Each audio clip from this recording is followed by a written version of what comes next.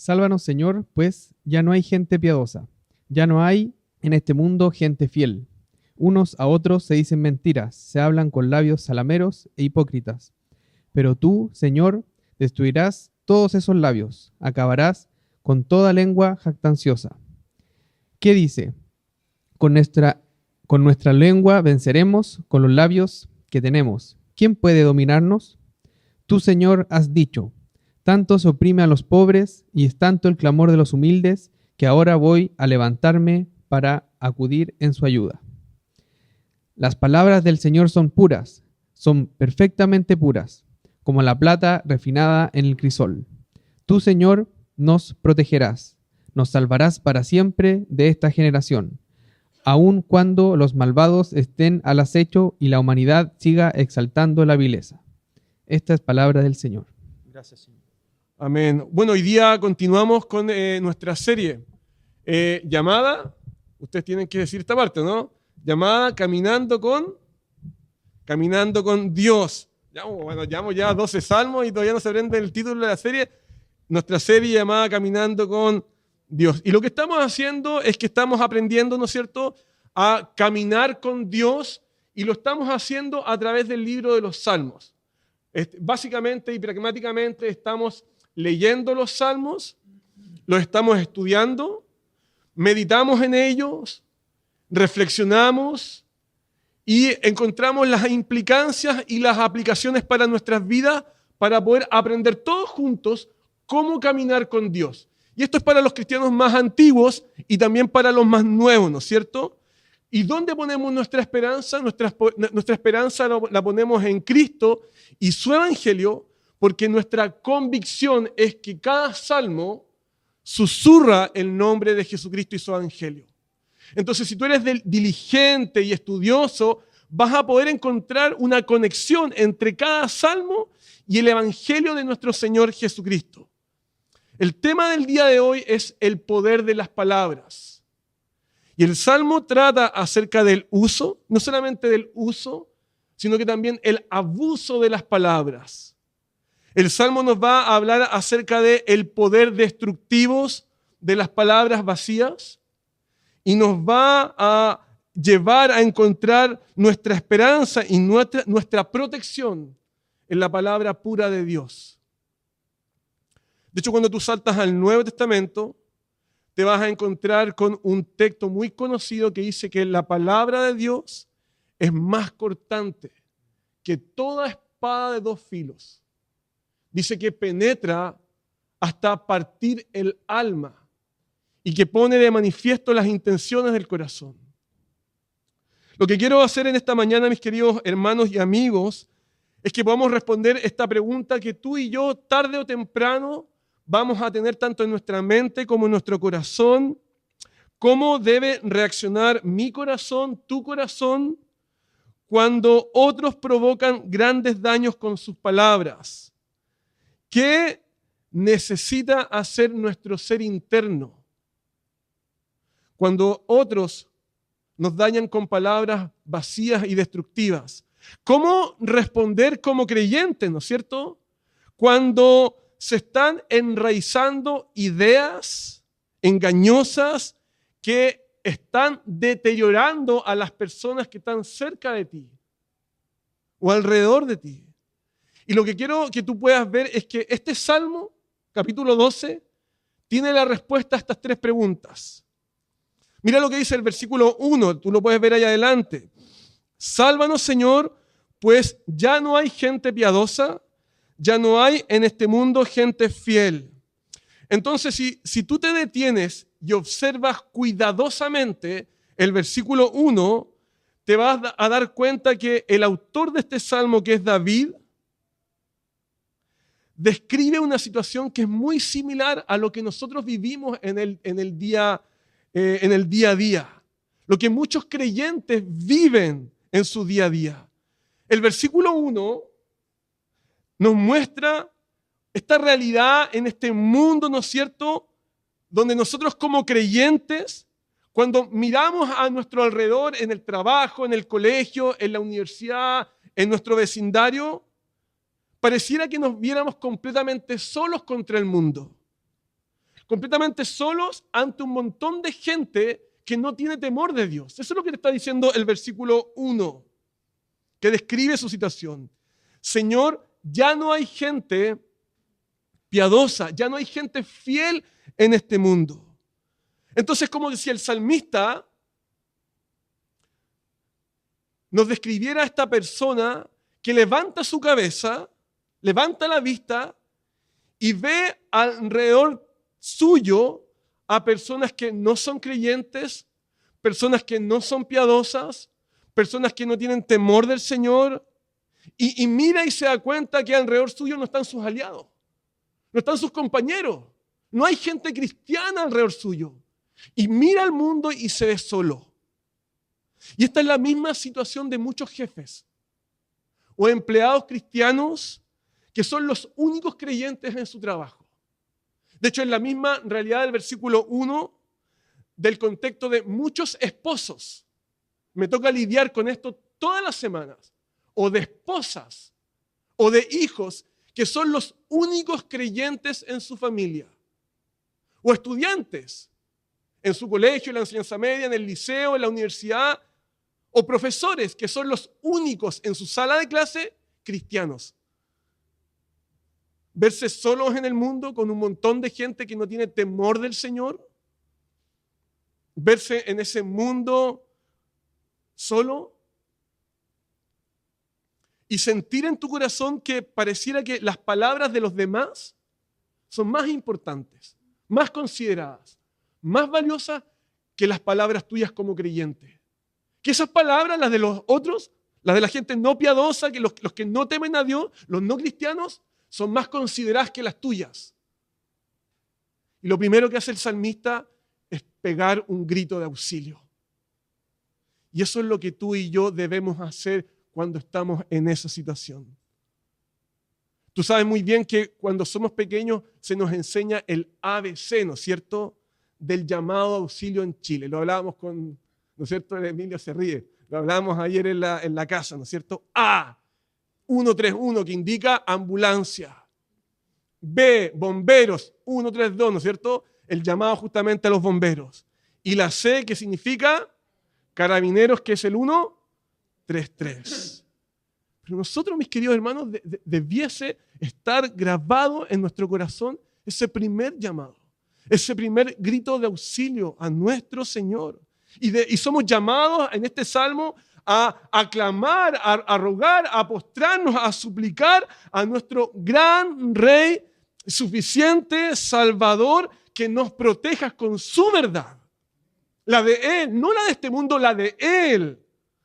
De las mentiras, los engaños y toda falsedad, porque las palabras tienen gran poder destructor en nuestro corazón, en tu alma, en nuestra familia y en nuestra cultura y en nuestra ciudad. Cualquier palabra que no sea verdad es una palabra podrida. No solamente tiene olor a alcantarilla. ¿Has pasado alguna vez por una alcantarilla que huele fétido? Palabras que no son honestas. Palabras irresponsables. Son palabras que no solamente tienen olor a alcantarilla, sino que tienen olor a muerte, a destrucción y a horror. Las palabras que no son verdad. Porque no solamente tienen poder para dañar, para herir, para hacer sufrir a las personas, sino que las palabras no confiables tienen el poder destructor para arruinar el tejido social de una cultura. Y por eso que nosotros somos llamados en este salmo a orar a Dios para que Él nos salve a nosotros y a nuestra ciudad. Los versículos del 2 al 5, desarrollan esta idea. Unos a otros se dicen mentiras. Ahí está, ¿no es cierto? Se hablan con labios salameros y lisonjeros, ¿no es cierto?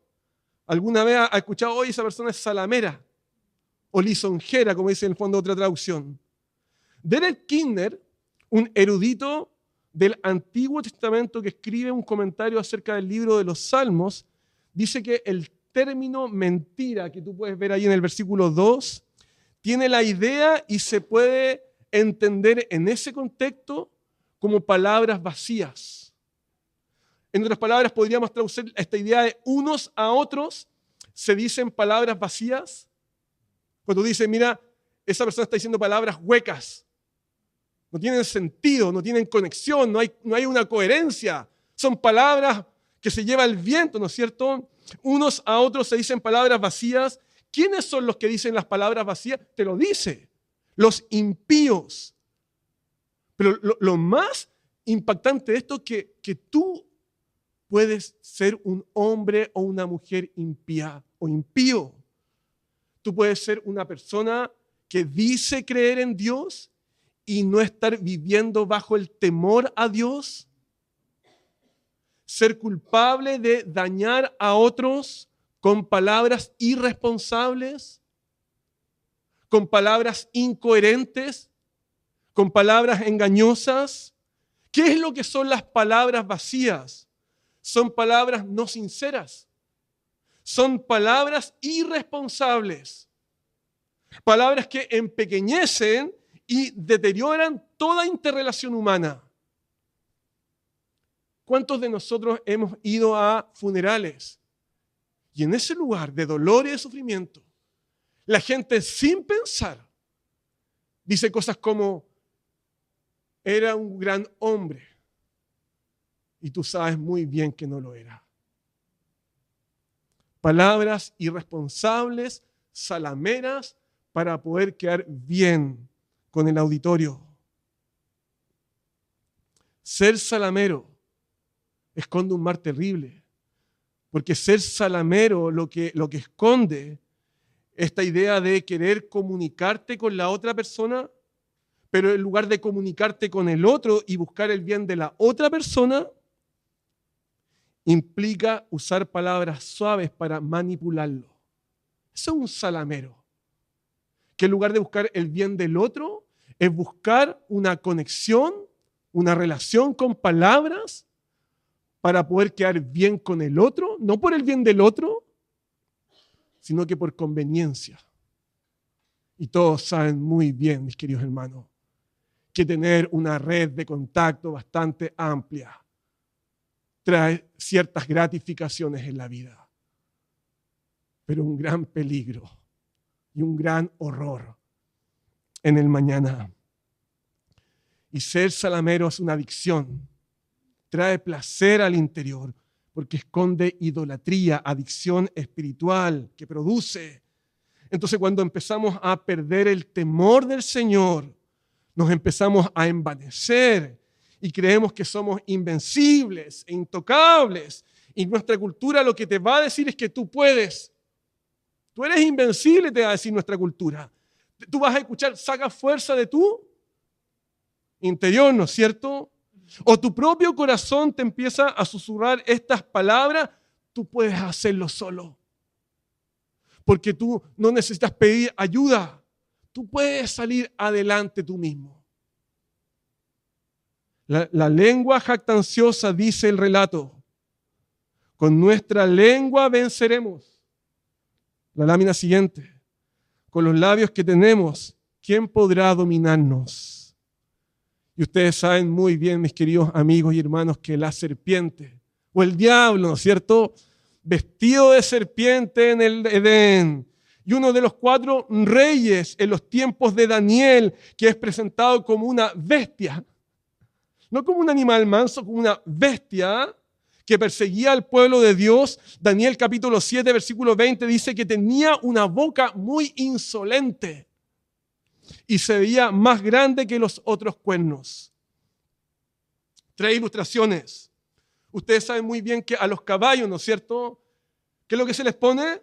Se les pone un freno en la boca. ¿Para qué? Para que puedan obedecer al jinete y así poder controlar todo su cuerpo.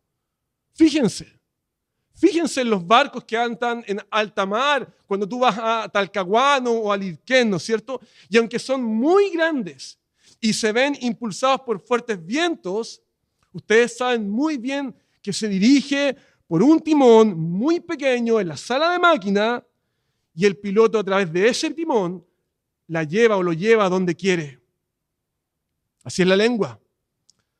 Así es la lengua, aunque es un miembro muy pequeño en tu vida, en nuestro ser, se jacta de grandes cosas. Ustedes pueden ver los incendios de la quinta región, ¿no es cierto? Los incendios que azotaron, ¿no es cierto?, la realidad de nuestro país, los grandes bosques de la quinta región, Peñuela, Villa Alemana, Quilpué, Viña del Mar, tan grandes y fueron los incendios que fueron prendidos, tú sabes muy bien, con un fuego muy pequeño. Un par de palos de fósforo y un cigarro. Según el diario BBC News, dice que los voraces incendios dejaron a 137 muertos y cerca de 16.000 damnificados. La palabra del Señor nos dice que nuestras palabras son como fuego, que tienen ese poder, un poder destructor, es un mundo de maldad. La lengua ocupa un lugar entre nuestros miembros, pero es capaz de contaminar tu familia, tu comunidad, tu grupo de discipulado, nuestra iglesia y nuestra ciudad. Siendo un miembro muy pequeño en nosotros, es capaz de contaminar todo un cuerpo. Y la palabra del Señor dice en Santiago que si el infierno la prende, puede inflamar toda nuestra existencia. Fíjate en los animales. Los animales y personas, comunes han podido domesticar a perros de razas agresivas. Personas comunes han podido domesticar aves de rapiña, serpientes venenosas en Oriente y animales marinos, pero nadie ha podido domesticar la lengua. Así que ten cuidado de ti mismo y de tus palabras suaves, salameras, vacías, irresponsables. Porque esta lengua es un mal indómito que rebosa de veneno mortal. Pero aquí entramos, y con esto en mente entramos a la esperanza que nos da el Salmo 12 en el versículo 5. Tú, Señor, has dicho, tanto se oprime a los pobres. Y la nueva versión, la nueva Biblia de las Américas lo traduce como por la desolación del afligido, pero la Reina Valera contemporánea dice, tú, Señor, has dicho, tanto se oprime a los pobres. Entonces lo que te está diciendo el Salmo es que las palabras vacías, no sinceras, las palabras irresponsables, empequeñecen y deterioran toda interrelación humana. Pero es tan fácil ser manipulados en nuestros corazones. Es tan fácil que alguien nos diga que tú lo lograste, fuiste capaz, eres un genio, eres un experto, y nosotros empezar a inflar nuestro corazón de jactancia personal y envanecimiento. Mira lo que dijo un autor clásico, Spurgeon dice, el que hincha el corazón de otro no tiene nada más que viento en el propio. Lo voy a repetir, el que hincha con palabras el corazón de otro no tiene nada más que viento en el propio. ¿Cuántas personas en nuestra ciudad, otros, las han convencido que fruto de su buena administración están viviendo un buen pasar? Pero que lisa y llanamente, si tú escarbas en su vida, son personas avaras. ¿Cuántas personas mezquinas las han convencido con palabras salameras que están siendo responsables con sus bienes y están llenas de falta de generosidad? ¿Cuántas personas melancólicas y sumidas en una angustia profunda, han sido convencidas que su enfermedad solamente puede ser tratada con terapia? ¿Cuántas personas endeudadas han sido convencidas de que su deuda es producto de la crisis económica de nuestro país? ¿Cuántos hijos nuestros, orgullosos, encerrados en su mundo, consumidores de la ciudad en lugar de ser servidores de la ciudad, y padres pasivos, porque los han convencido que esta condición de orgullo y de encierro en su mundo es tan normal en la juventud? No, mi hermano. Nosotros los cristianos necesitamos que el Señor nos proteja de las mentiras, de los engaños y de las palabras necias que están teniendo poder destructivo en nuestra familia, en nuestros colegios, en nuestros liceos, en nuestras universidades y en nuestra ciudad misma. Por lo tanto, el llamado de Dios en esta mañana es poner nuestra atención y nuestra protección y nuestra esperanza y seguridad en las palabras puras del Señor. ¿Lo viste el versículo 6? Ahí está. Mira el verso 6. Hay aquí una promesa para nuestras vidas, ¿no es cierto?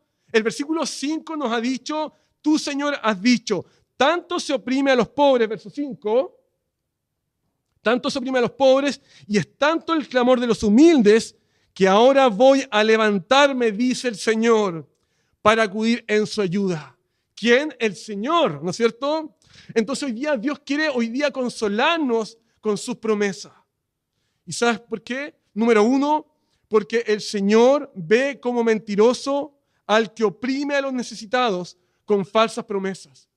Dios lo ve, Dios es consciente, Dios lo observa desde su santo templo, desde su posición soberana. El Señor conoce a todas las personas que han prometido bienestar para tu vida. ¿Cuánta gente alrededor tuyo? Jefes, esposos, esposas, hijos, ¿no es cierto? Hermanos, políticos, economistas, profesores. ¿Cuántas personas, ¿no es cierto?, han prometido bienestar a nuestro mundo? ¿Y te han mentido? La semana pasada nuestro hermano Pedro, la semana antes pasada nuestro hermano Pedro Aedo nos animó en su sermón, ¿no es cierto?, recordándonos el Evangelio y nos decía que nuestro Señor Jesucristo, siendo un bebé, ¿no es cierto?, siendo tan pequeño, fue perseguido, ¿no es cierto?, para ser asesinado por el rey Herodes. Herodes estructuró, ¿no es cierto?, toda una red de mentiras para poder encontrar al niño, perseguir al niño y matar al niño, porque Jesús era una amenaza real para el rey Herodes. Pero nuestro Dios y Padre de nuestro Señor Jesucristo fue fiel a su palabra y cuidó en su niñez a nuestro Salvador. ¿Y qué es lo que hace nuestro Padre Celestial? Nuestro Padre lo envía al exilio. ¿Te das cuenta? Cómo el dolor, el sufrimiento y la persecución pueden ser para el bien de su Hijo y para el bien de su pueblo. ¿Y qué fue lo que le dijo Dios? Le dijo lo siguiente: y el Señor enviará a un ángel que se le aparecerá en sueños a José y le dijo: José, levántate, toma al niño y a su madre y huye a Egipto. Quédate hasta allá, hasta que yo te diga, porque Herodes buscará al niño para matarlo. Allí está nuestro Salvador, tu Salvador, siendo un niño pequeño, se quedó en el exilio hasta esperar a la muerte de Herodes. Y esto sucedió para que se cumpliera la palabra fiel que Dios había dicho por medio del profeta: de Egipto llamé a mi hijo. Dios cumplió su palabra. Su palabra fue confiable, pura. Todas las palabras del Señor en Cristo son un sí y en Él son un amén. Un amén.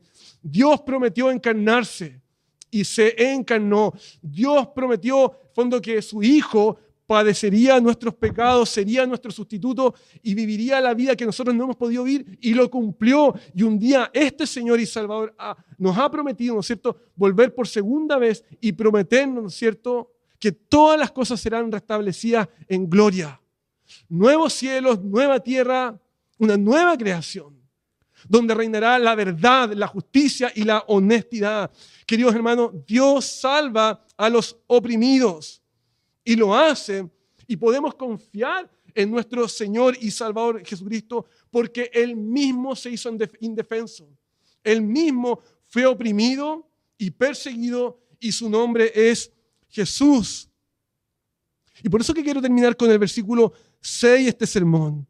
Queridos hermanos y amigos, la lucha por la verdad no es algo de carácter secundario. Es parte central del bienestar de tu familia, de nuestras pequeñas comunidades, de nuestra iglesia y de nuestra ciudad. Mira lo que dice el versículo 8. Por todas partes se pasean los impíos, cuando la maldad es exaltada entre los hijos de los hombres. ¿Te das cuenta? La primera parte del verso 8 nos habla de los impíos, ¿no es cierto? Aun cuando los malvados o los impíos, ¿no es cierto?, hablan y la maldad es exaltada entre los hijos de los hombres. Hemos dicho, ¿no es cierto?, ¿quién es un hombre impío? ¿Quién es una mujer impía? Son personas culpables delante del Señor. Personas que hablan bonito, pero que no tienen temor del Señor. Personas que pueden parecer, personas que tengan, por ejemplo, una forma de hablar muy elocuente, muy correcta, muy agradable en un primer acercamiento, pero que en su interior, en su alma y en su corazón no temen al Señor. Un impío, un malvado, es una persona que oprime a otro.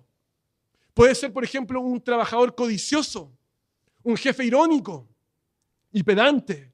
Puede ser una mujer que usa su posición para sacar provecho para sí misma en lugar de ser una bendición para los demás. Puede ser, por ejemplo, un líder en la iglesia, en nuestra denominación anglicana, que usa el poder para controlar a otros. Puede ser un joven burlón en el colegio, en el liceo, ¿no es cierto?, que se ríe de un compañero que es débil. Todos con palabras piadosas en una primera instancia en su boca, pero sin un verdadero temor del Señor en su corazón. Y por lo tanto, impíos y culpables. Y tú y yo podemos transformarnos en hombres y mujeres impías si no miramos el Evangelio, si no encontramos nuestra seguridad en la verdadera y confiable palabra del Señor. Dice, por todas partes se pasean los impíos. ¿Te das cuenta esta idea de todas partes? Que es algo público, algo visible, algo social. Por lo tanto, lo que te está diciendo el versículo 8 en el idioma original hebreo es que un impío anda caminando a la vista de todos. ¿Qué significa esto? Que cuando un impío anda a la vista de todos y no tiene temor de Dios en su corazón, se pasea en cualquier parte, con sus palabras vacías, sus palabras irresponsables, sus palabras huecas, que no tienen ningún sentido delante del Señor. Y esas palabras tienen un efecto destructivo en el tejido social de nuestra ciudad. ¿Qué implica eso para nosotros?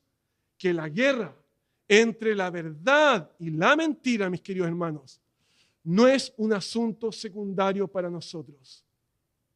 Por eso tú en el fondo estás en peligro si no estás siendo discipulado. Por eso que tu familia está en peligro si no está leyendo la Escritura.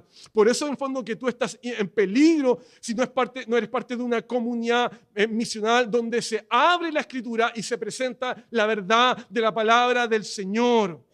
Cuando la mentira se siembra y se riega y se cultiva, la mentira será exaltada, ya sea en tu corazón, en tu grupo, en nuestra ciudad o en nuestra cultura. Y habrá un deterioro de nuestra ciudad. Habrá una estela de muerte donde la falsedad esté. Por eso que el Salmo 12, verso 6 dice, las palabras del Señor, las de Él, no las tuyas, las de Él, son palabras puras, son perfectamente puras como la plata refinada en un crisol.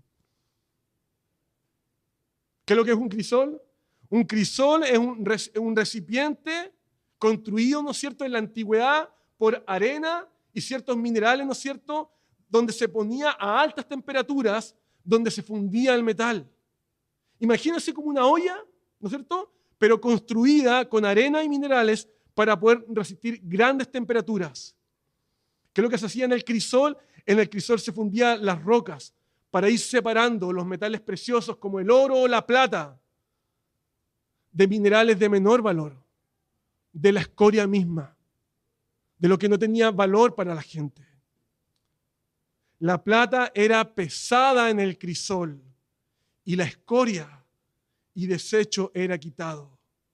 Por eso que la Biblia, la traducción Nueva Biblia de las Américas, lo traduce de esta forma. Plata probada en un crisol en la tierra, 7 veces refinada. Tus palabras, algunas veces son un sí, y otras veces son lo voy a intentar, y otras son cambié de parecer, y otras veces son un no, con tanta escoria, tanta irresponsabilidad, tanto daño, tanta salamería, tanta superficialidad, falsedad y engaño. Nuestras palabras están llenas de error. Son falibles, son infieles. Un día delante del altar hemos dicho, te amaré con todo mi corazón hasta que la muerte nos separe. La palabra del Señor es pura. Sus promesas, no las nuestras, las suyas, las de Cristo, son un sí y un amén.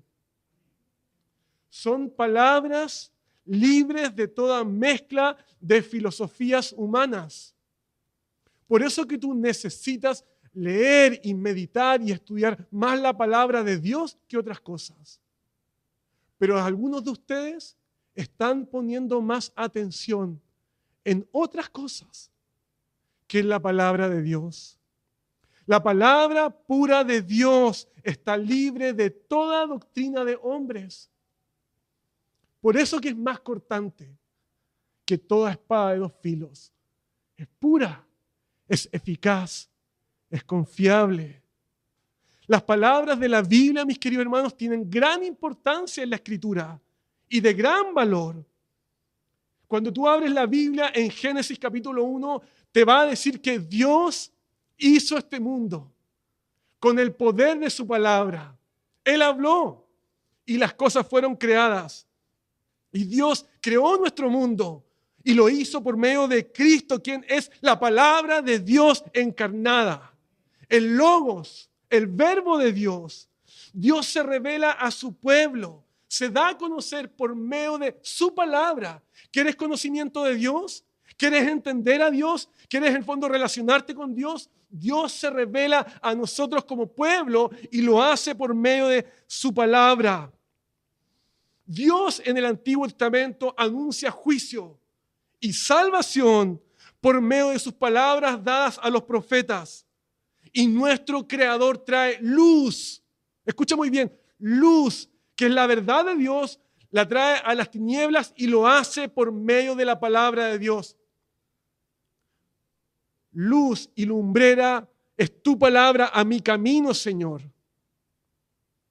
Dios crea un pueblo, lo salva, lo preserva, lo sostiene, lo transforma, lo santifica y lo hace por medio del poder de su palabra. Charles Spurgeon, y voy terminando, decía esto, pongan mucha atención, decía, es mejor estar entre leones que entre gente mentirosa. Por eso el que está entre gente mentirosa debe ser un hombre fuerte. Un hombre lo suficientemente fuerte, rodeado de hierro. Te pregunto, ¿lo eres? ¿Eres ese hombre lo suficientemente fuerte, rodeado de hierro, para estar entre los mentirosos? Por eso que David pide auxilio a su Salvador, a nuestro Salvador. Lutero decía, este salmo nos fortalece con el consuelo de que Dios hará surgir su salvación, que es su palabra, la cual arremete contra las hojarascas de mentiras. ¿Has leído alguna vez el Evangelio de Juan, hablando de Cristo, el Dios hecho carne? Y la palabra de Dios, el verbo de Dios, el Dios eterno, Él se hizo carne. Nuestro Salvador, tu Salvador, Él se hizo carne y habitó entre nosotros, lleno de gracia y lleno de verdad. Queridos hermanos, la invitación en esta mañana es: miren al Hijo de Dios, vestido de gracia, vestido de verdad, el hombre de hierro. Y pídele que su verdad, no la tuya, no la de este mundo, no la de tu familia, la suya, destruya con poder las hojarascas de mentiras. Y su ayuda nunca es negada a sus siervos. Y su ayuda es bastante, siempre. Siempre es bastante para todas las necesidades de su pueblo. Amén. Que el Señor nos bendiga y arraigue su palabra en nuestros corazones.